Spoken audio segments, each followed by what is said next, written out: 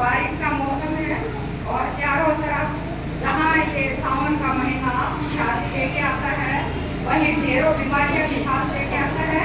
तो उसी से बचाव के लिए कि हमारे और आपके बच्चे तमाम मिल के लोगों को जागरूक करेंगे, डोर टू डोर जहाँ उन्हें मौका मिले तो लोगों को जागरूक करें। यही संदेश देने का हमारा प्रयास कि हम लोगों को जागरूक करेंगे तो देश जो है स्वच्छ भी होगा और स्वस्थ भी होगा।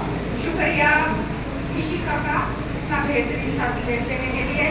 और जैसा कि नाश्ते की और आपके मेहमान नवाजी का पूरा इंतजाम हो गया है, तो इसके लिए भी आभार। और सभी बच्चे सामने बेशक आ जाए, लेकिन एक साथ मिलकर खाना, क्योंकि ये मिलन समारोह और अन्न जब भी हमारे सामने हो।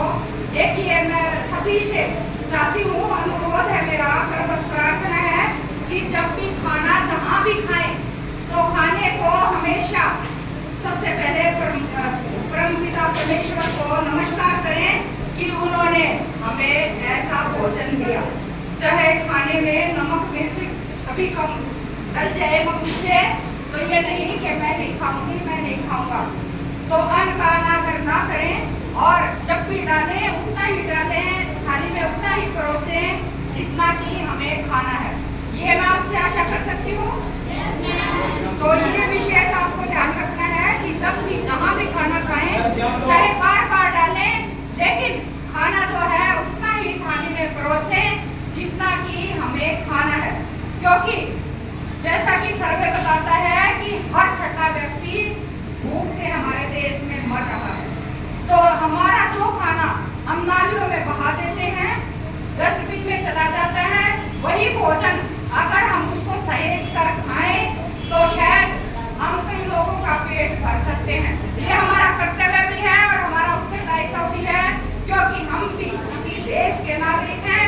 ये कार्य न केवल राष्ट्रपति महोदय, न प्रधानमंत्री महोदय, न किसी मंत्री, न शिक्षा मंत्री, जबकि ये कार्य तो तब पूरा होगा जब हम सब मिलके इस पर अमल करेंगे।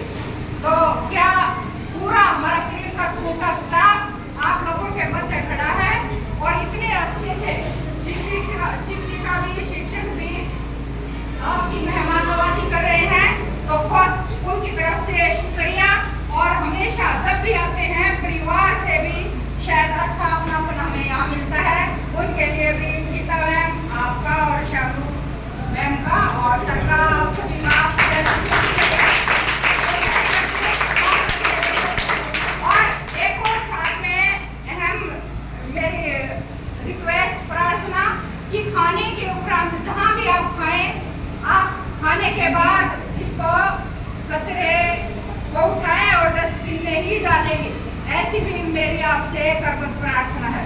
तो सभी बच्चे खाने के उपरांत एक साथ